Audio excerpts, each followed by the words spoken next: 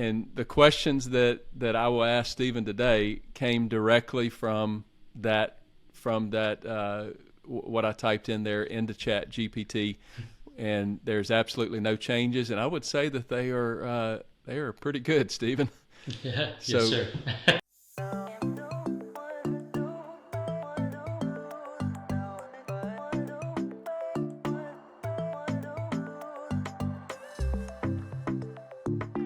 Hi there. Welcome back to the Christian Leader Made Simple podcast. I'm your host, Ryan Franklin, and this is a show where we help you learn and master the skills you need to grow your leadership effectiveness and enjoyment.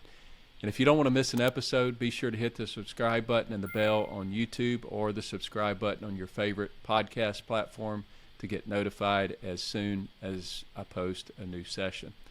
And before we get started, I do want to mention that I have a great product called the Christian Leader Blueprint. It's a solid model for leadership development to help you establish a better rhythm of life, to see yourself more clearly, to leverage your strengths, and to build more productive relationships. I want to give you the short guide as my gift. You can go to ryanfranklin.org and you can download it for free today. And without any further delay, let's get to our session. I'm glad to have on the podcast a good friend of mine, Steven Guttridge, and I want to start by telling you a little bit about Steven. He's been married to Lindsay for almost 15 years, and they have two girls, an 8-year-old and a 6-year-old. Steven has been in ministry leadership for over 20 years, and after serving on staff at the Pentecostals of Cooper City in the Fort Lauderdale, Miami area, under the leadership of Pastor Mark Hadaball since 2010.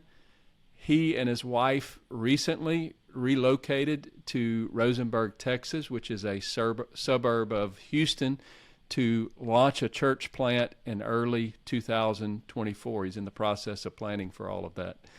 Steven has served in a variety of educational and ministerial roles over the years. He has a master's degree in organizational leadership, and he started a content development brand in 2020 called LeadRidge, which you can find at leadridge.org. So, Steven, just want to say welcome to the Christian Leader Made Simple podcast. Thank you, Ryan. It's a pleasure to be here and honored to be on this podcast with you. Really appreciate the opportunity. Absolutely, absolutely. So, I asked Steven to come on today so that we could have a conversation about AI.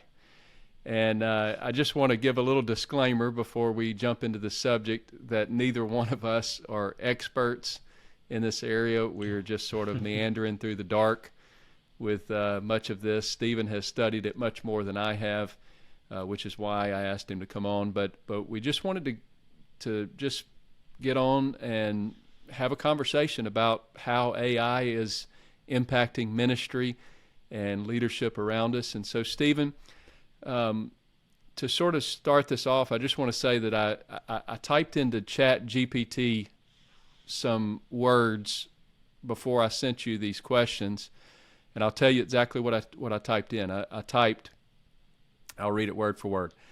I'm doing a podcast interview with a pastor on the effects of ChatGPT and AI on ministry and leadership. What types of questions should I ask him? And the questions that I will ask Steven today came directly from that what I typed in there into ChatGPT, and there's absolutely no changes. And I would say that they are pretty good, Steven. Yeah, so, yes, sir.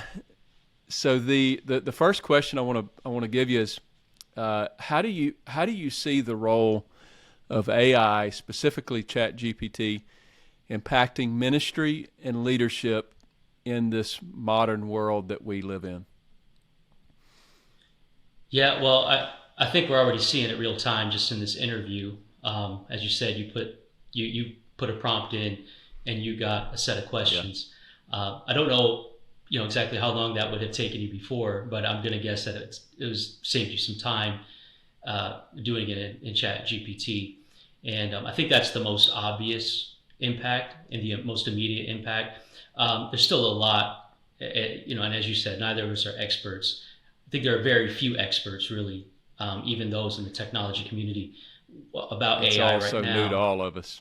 Yeah, it's very new. Yeah, and so, but I do think so. So what it will look like 6 months from now, who knows?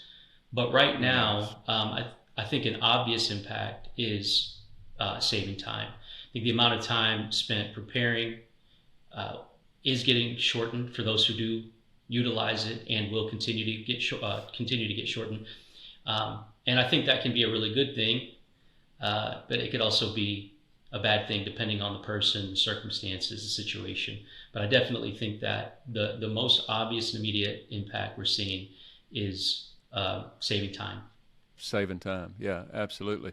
So with you saying that, in what ways do you think that AI can enhance the efficiency? We're going to get into the challenges as well, but how could it enhance our efficiency and effectiveness of ministry work and leadership?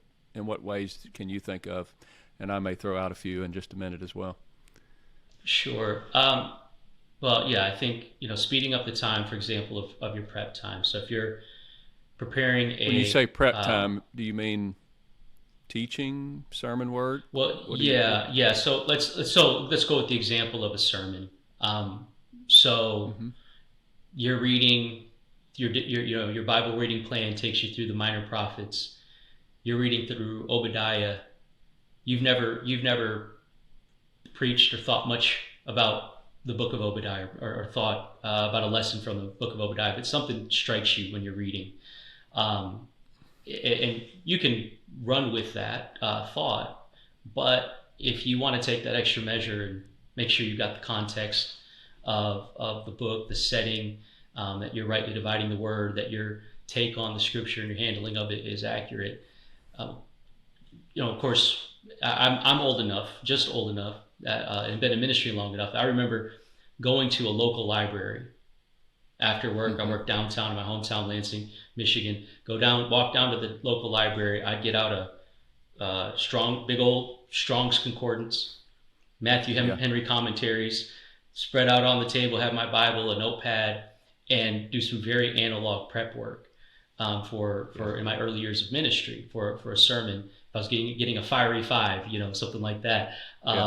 And that would take hours, if not days, going through all of that. And then some years later, Google comes along, and Google takes what would take hours and days and puts it into minutes and hours.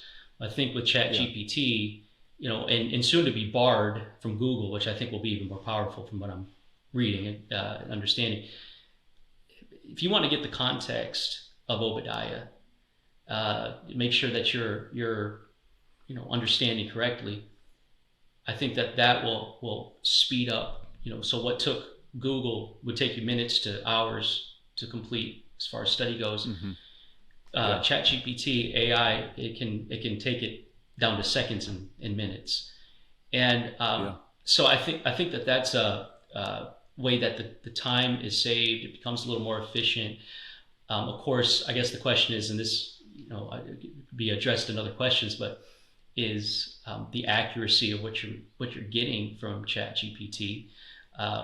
But my experiences with it I've been surprisingly impressed with what I've gotten out of it. But that doesn't mean that sometime down the road, or depending on what you prompt, that you're not going to get something that is inaccurate or off base. But I think it's an acceleration of what we saw with Google, what we've seen with the internet, the ability to aggregate and bring together study materials for free, but it just does it even faster than Google's doing it. Yeah, and I typed in yesterday, just playing with it a little bit. Typed in, who is Ryan Franklin?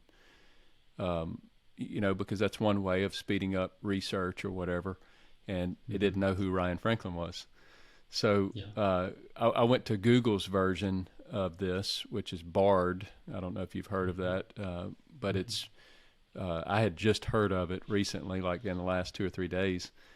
And so I went to Bard and typed it in, and it gave me a version of what Ryan Franklin was, but it was inaccurate.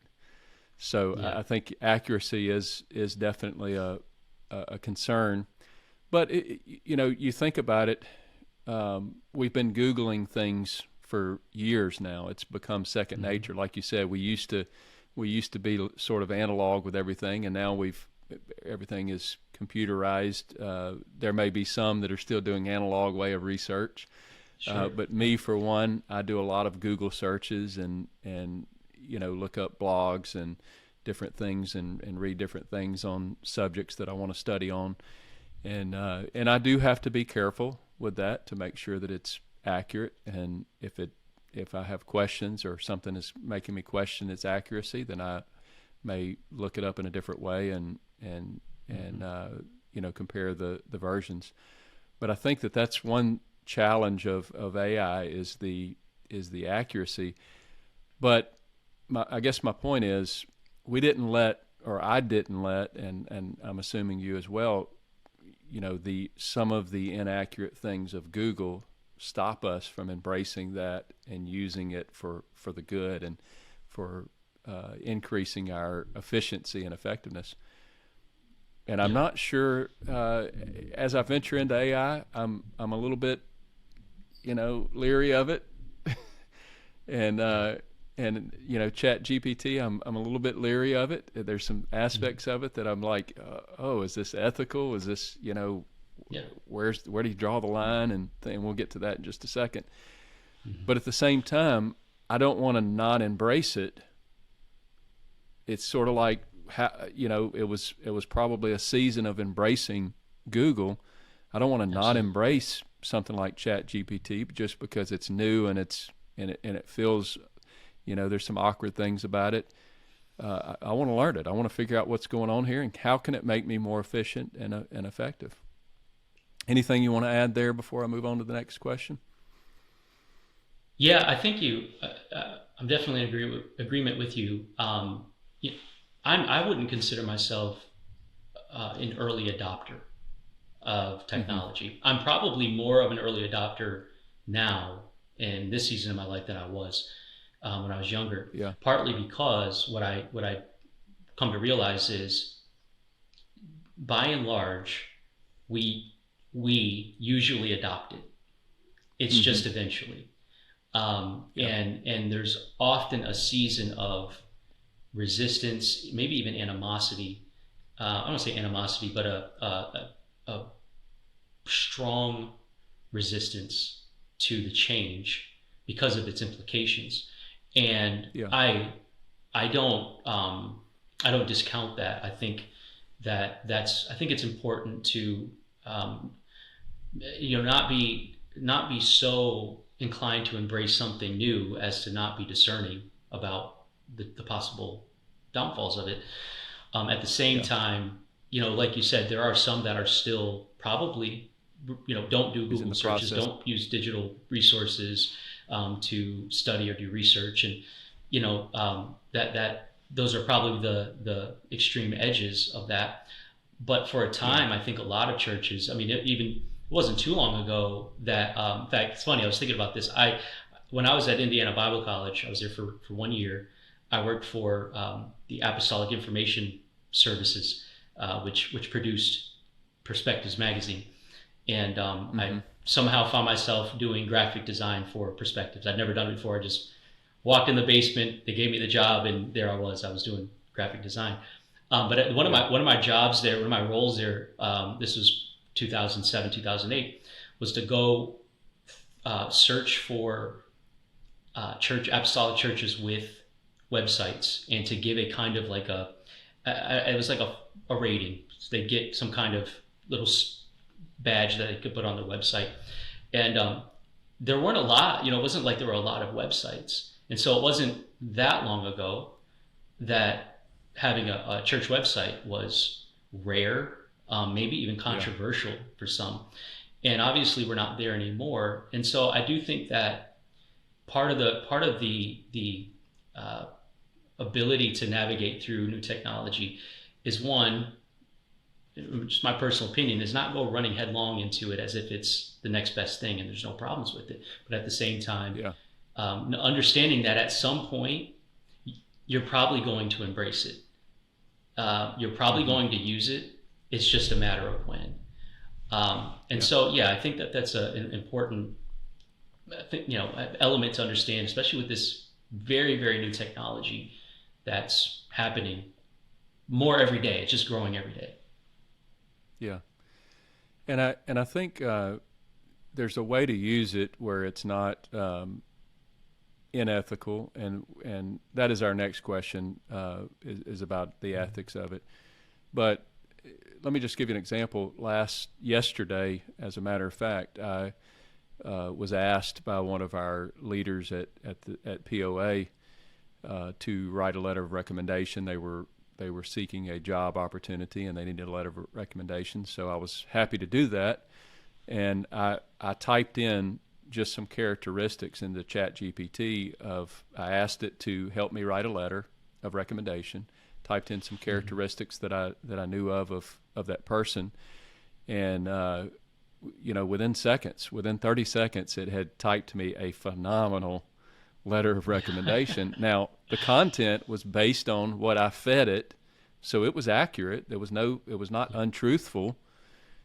But it put it in a beautiful form, and it saved me. I mean, it probably would have taken me 20, 25 minutes to write that letter otherwise, and I did it literally within a couple of minutes, and had it on letterhead and out to the person in no time, and that was huge efficiency for that. And with busy pastors and church leaders, I could see where those types of things could be a huge benefit.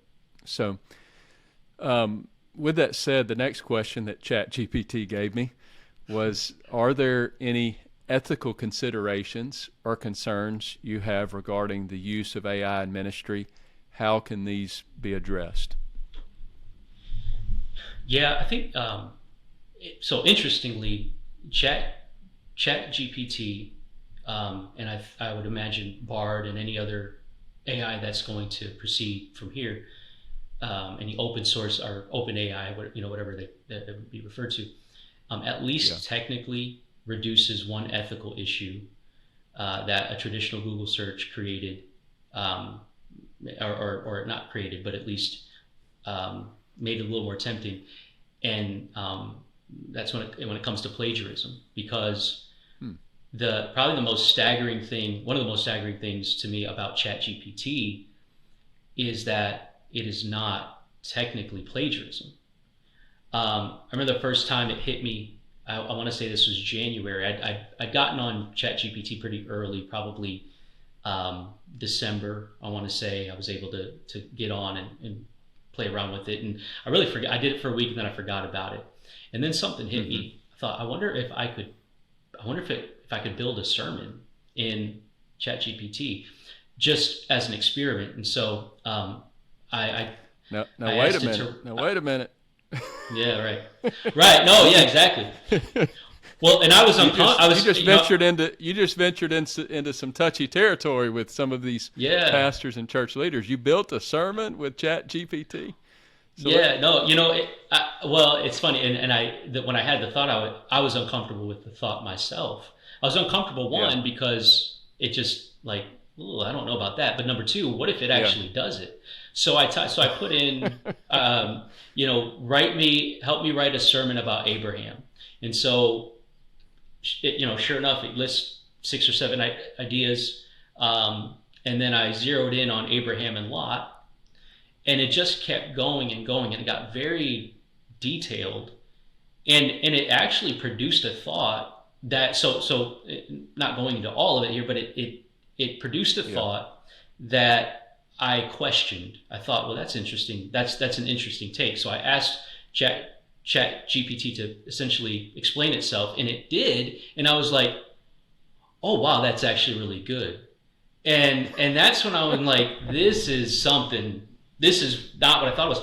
So then I assumed that what it was doing, somewhere in that process, I assumed that what was happening is it was just pulling some of the the best, highest rated in SEO, the most hit sermons on Abraham and Lot. So I copy and paste a couple little sections, put quotes around it, put it in Google because I want to find the source material.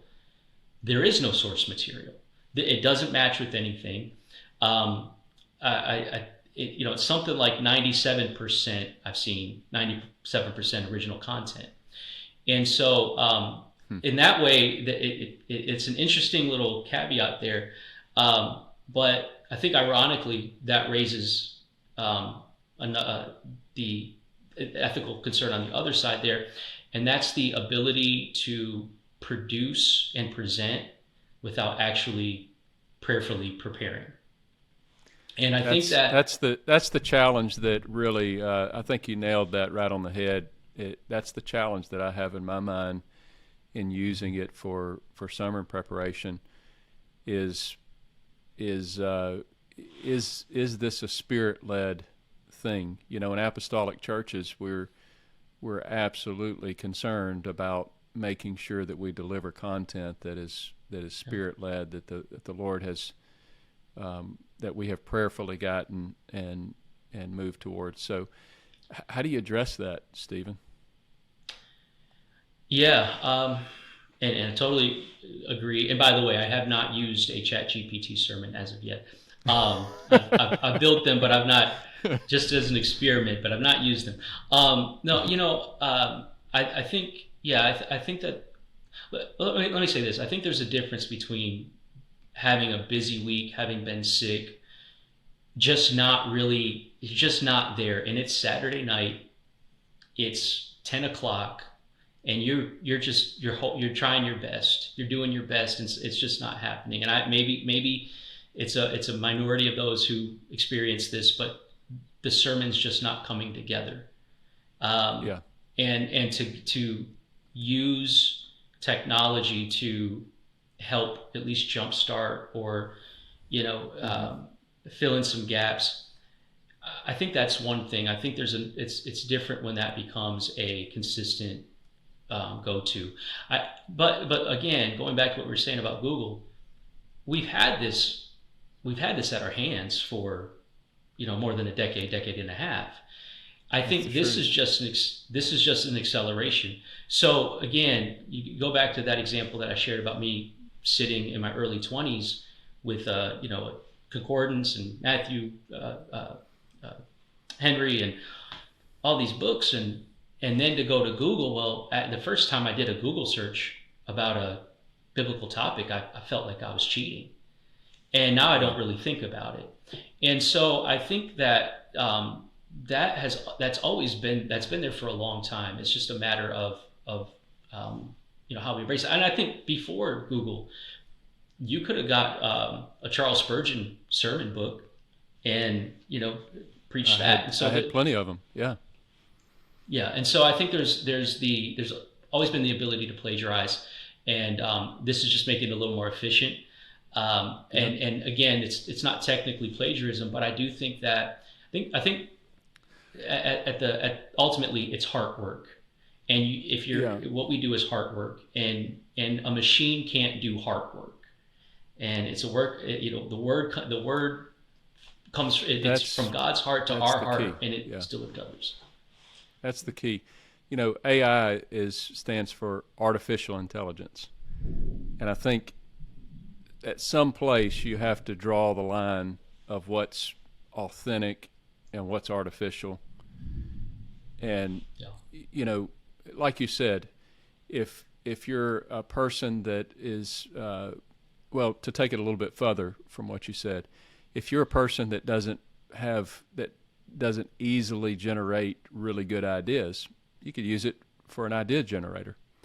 Let's say the Lord gives you a sermon topic, and you feel like strongly that you need to speak on a particular topic or whatever, and you need some ideas to just sort of help generate.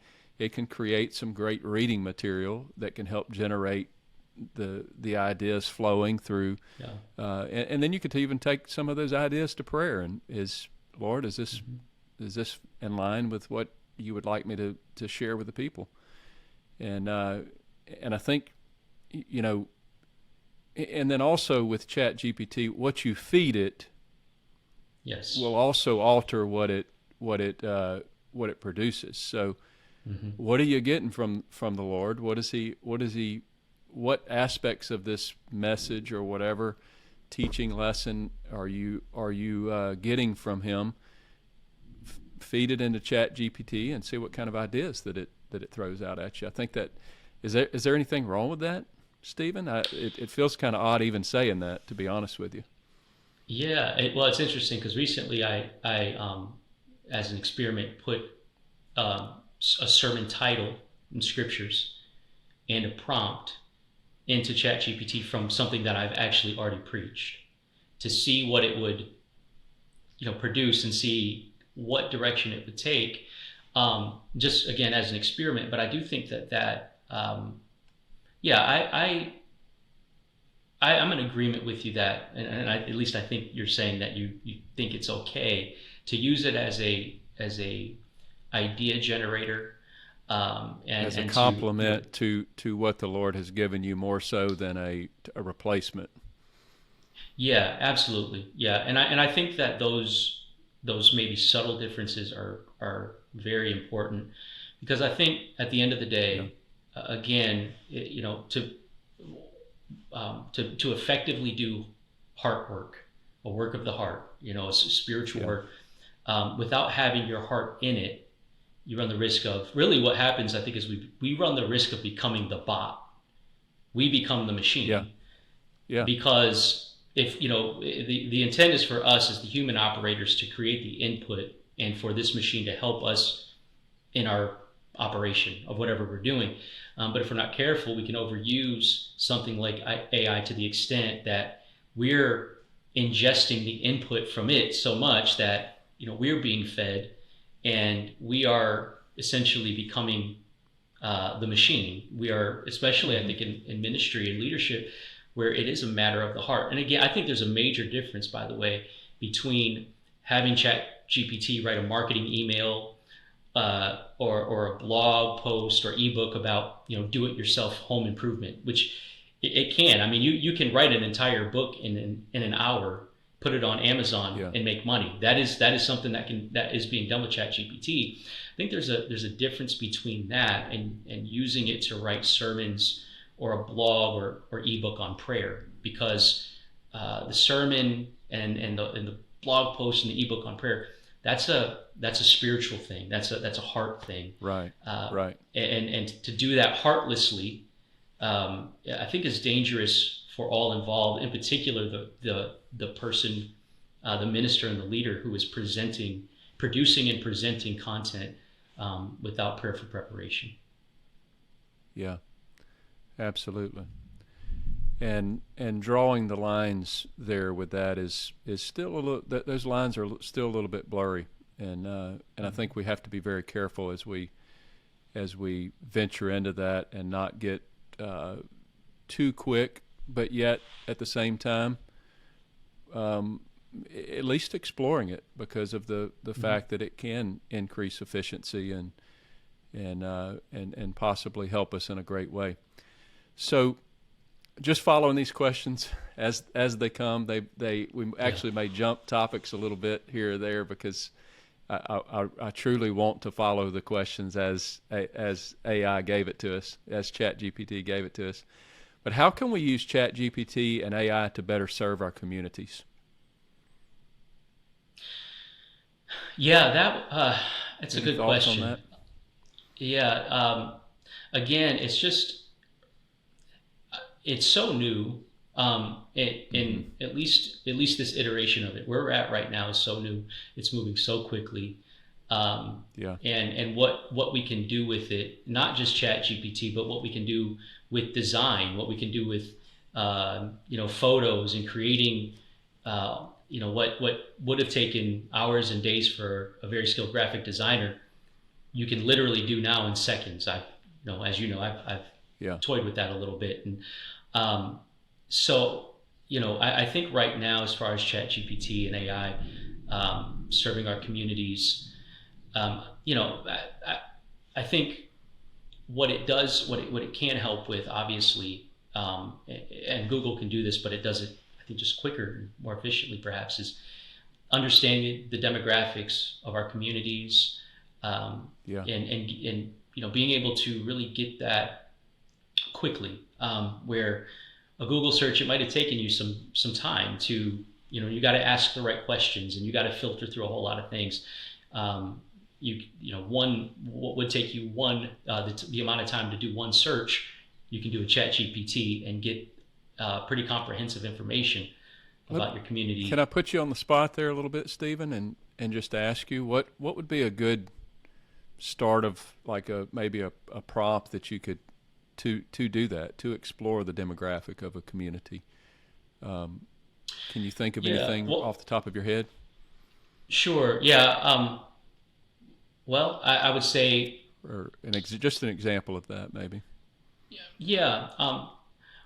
If I were to get into ChatGPT right now, let's say I wanted to know the percentage of children in my community, let's say in my county, or we'll say my region of the county I live in is Central Fort Bend. So I want to know the amount of the percentage of children who are under the poverty line in Central Fort Bend County, because I want to see, get an idea of how many back to school backpacks and supplies we could give as a church. Yeah. So I would go into ChatGPT and I would say something like, please, for some reason I'm polite to ChatGPT. I like to say please sometimes. I don't know why. Feel like maybe it'll curry favor. So yeah, well, but maybe it'll curry favor down the line. I'll get better answers. No, but give me give me the percentage of children under the age of 12. So let's say I want to focus on elementary school kids. So under the age of 12, under the age of 10, who are at the poverty line. Or let's say literacy rates. Let's say I wanted to start a ministry helping kids in our community to learn to read, and we're going to base this in our church. So what are the demographics, or adults, adult literacy. So give me the percentage of children under the age of 12 whose families are at poverty level and below, versus how many children over the age of 12 are upper middle class, from upper middle class families. So let's say I just want to get an idea for whatever reason when we run a comparison. And I think you're doing that, and you can do that in Google, but it's going to take a series of searches. I think with ChatGPT, it's a little more efficient. You put that in there, you're going to get something, pretty good. And it possibly could be dead on accurate. It's absolutely. I found that a lot of it is fairly accurate, and it definitely could give you an idea and lessen your amount of research and that sort of thing. So that's a good thought. And quite frankly, less bad information to filter through and inaccurate or outdated information than Google. True. So, next question. Do you believe that AI could replace human involvement in certain aspects of ministry? This is a pretty good question by ChatGPT. Do you believe that AI could replace human involvement in certain aspects of ministry? If so, which areas do you think are most likely to be affected? These are the kinds of questions from ChatGPT that make me suspicious about it. That's a pretty leading question. It's like, what do you think? Do you think that AI someday, maybe I can? No, it is. I do believe it is just a machine in which algorithms are put into it. I don't think it's sentient at all. It's not wanting to take over the world, huh? Well, if it is, it's doing a really good job of hiding it from us. But yeah, actually, I do think that I think the first form of that at some point will. Well, let me back up. I think that overall, and Altman, I think his name is Sam Altman, the guy, I may be butchering his name, the CEO of OpenAI. ChatGPT. Elon Musk, they're very clear about, yes, this is going to take away jobs in general. Jobs are going to, but hopefully it'll replace those jobs with better jobs and et cetera. I do think that in general, a church embracing artificial intelligence will likely make certain tasks that you have volunteers do, at least hands-on. It will maybe eliminate those or make those not necessary. In mind, I have, let's say, the volunteer or part-time financial assistant who comes in on Monday and Thursday after the services, and they do the books. I think that likely down the line, AI is going to be able to automate a lot of that and make it so that volunteer is not necessarily needing to come in on a Monday or Thursday. I don't think that means that volunteer is obsolete. It's just going to be different. I would say, and I wonder if the mindset will change as we see what this will actually, aspects of ministry that it will possibly replace. If our mindsets will just have to be fluid and kind of shift with that, because I don't know about you, Steven, but at POA, we're always needing more volunteers. We never have enough help as big as many people are there. The place is big. There's always things to do. Yeah. And I think to relieve in some areas actually could be a tremendous thing, and we could shift some of that energy and time to other things such as human touch, human involvement. Absolutely. Yes, sir. Or interaction in various ways. Yeah. Does that make sense? Yeah, absolutely. And I agree 100%. I think that, and I think that's something that we have to be mindful of, say, over the next 5 to 10 years, assuming that this continues down the road that it is, and assuming that it is one of those things that eventually you're going to use it. Eventually you're going to embrace it to some extent, because it's just, it's integrated in our lives in a way that cell phones are, smartphones are. And I think that those people who are doing, most of the people who are doing those, who are in those roles, they are people who are not just gifted in that area. Oftentimes in churches, we're using people who are, they're gifted enough, but they also have character. And they have the ability to function in a role that does take human touch and interaction and real ministry. And so I think that's shifting those roles and alleviating some of that, relieving them of that, and putting them in roles in which they're functioning more directly with people, I think is an aspect. I really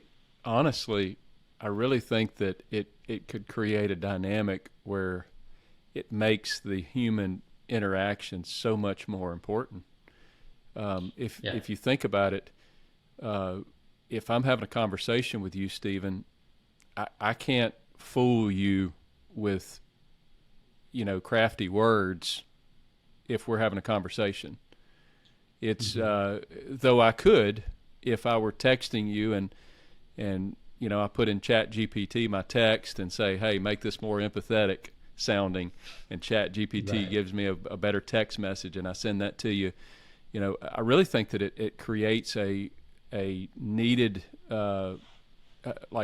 more need for that human touch and interaction, which makes it that much more important that we're building healthy relationships in ministry and in how we do life.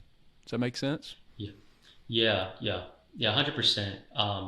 And yeah, I think to that extent, it's funny. I just read this article about AI in ministry, and I read about 3 or 4 paragraphs, and I thought, so it's about specifically about using ChatGPT in ministry, and I get about 4 paragraphs reading it, and I thought, this was written by ChatGPT.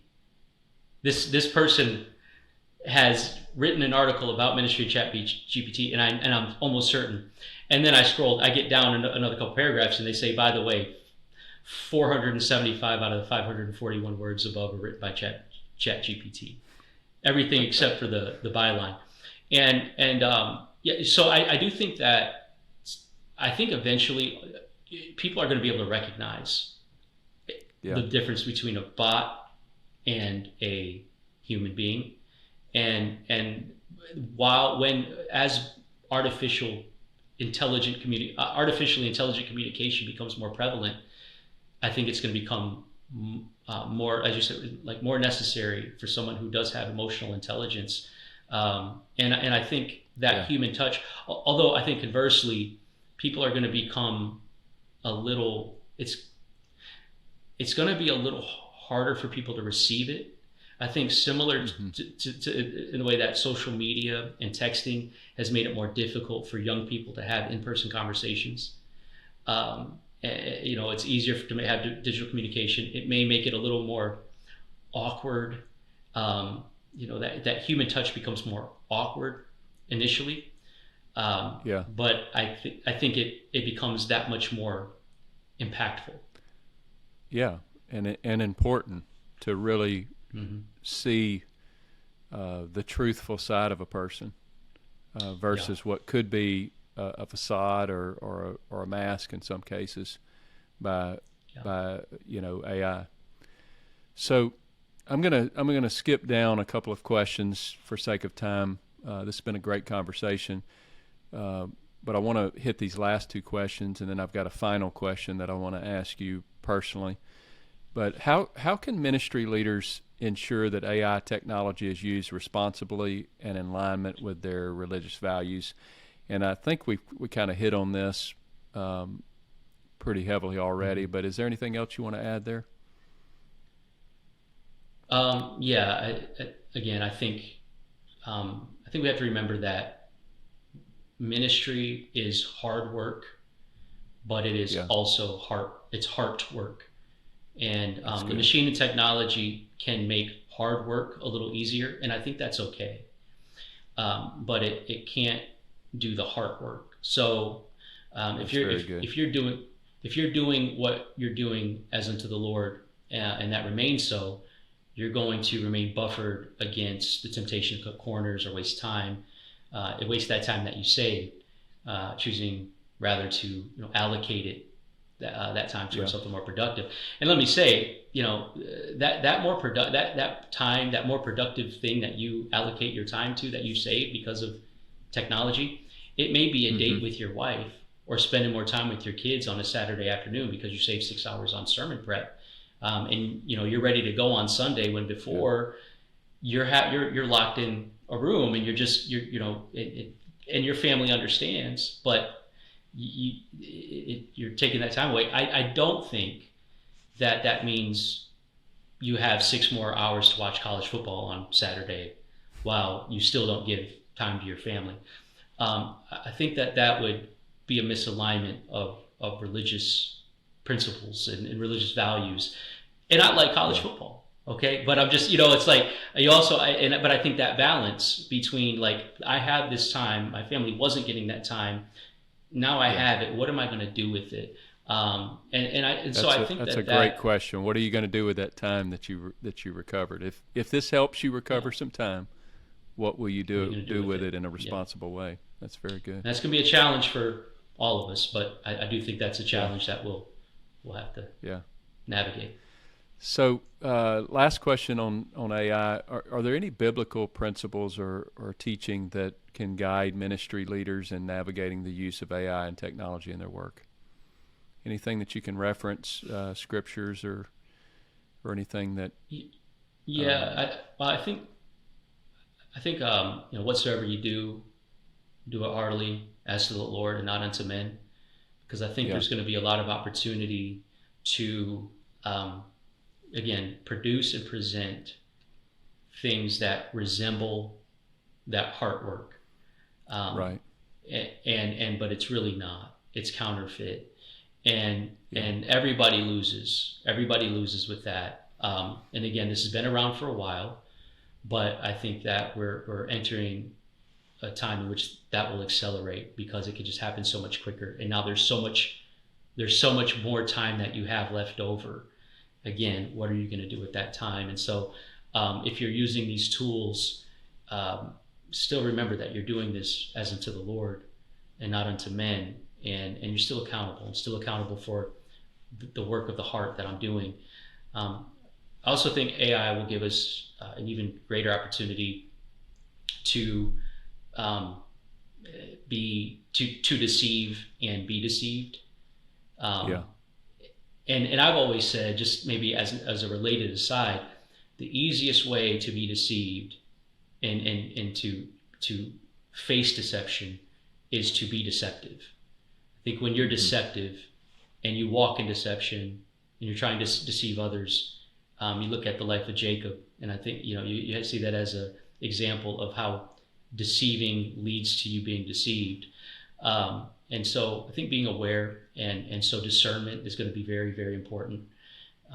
Remaining, having a discerning spirit, not believing everything you see, which we already are accustomed to that, or should be, with the advent of the internet the last 25, 30 years. But I think even more so, because it's going to become even more, deception will become even more efficient than it already is. And I think it will increase by the day and by the week with AI. And then I'd say just remembering this, we have to study to show ourselves approved, and to whom much is given, much is required.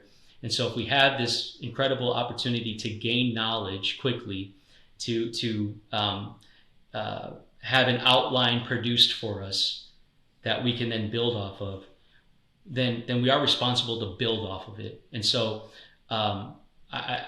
while I think some of the hard work is helped by technology and by AI and ChatGPT, some of that hard work that goes into whatever we're doing in ministry and leadership, I think we still need to put hard work into it for it to be what the Lord would have it to be through us. There's something about grinding it out, Steven, that it really puts that message in you, puts Absolutely. That teaching lesson in you, and you can deliver it with passion. And that only comes a lot of times when you grind it out. And so we have to be careful not to lose that what comes through the hard work and that preparation. So that's been great. Great responses to each one of Chat's questions. I do want to end with a question. It doesn't have to be related to this topic. This is my question. I always ask anyone that I interview this last question. What is one thing, you've been in ministry for 20 plus years of leadership.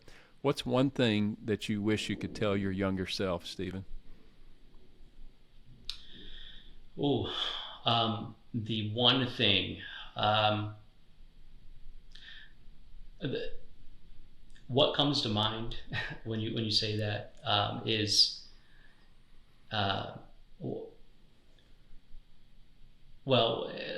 quickly I will say, you never really know. You have no idea what God will do through you when you're willing to allow Him to just carry your life. It's amazing on the other side. You get 20 years down the road. It's half my life now, a little more than half my life, a little less than half my life actually. It's amazing what God has done. We hope anyway.